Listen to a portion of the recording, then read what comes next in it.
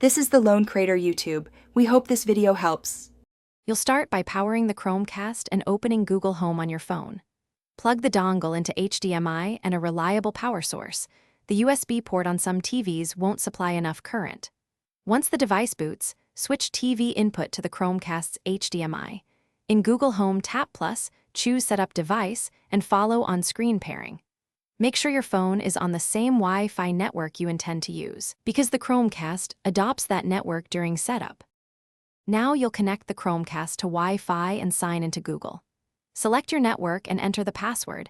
If connection fails, try rebooting the router and device. Once connected, sign into your Google account to enable personalized recommendations and voice features. You can link streaming services now or later. Doing it now reduces friction. Make sure to grant permissions the device requests, like location for app discovery. This helps the remote voice and Google TV UI work correctly. Finish by personalizing profiles and installing apps you use most. Google TV will surface tailored suggestions. Learn the remote.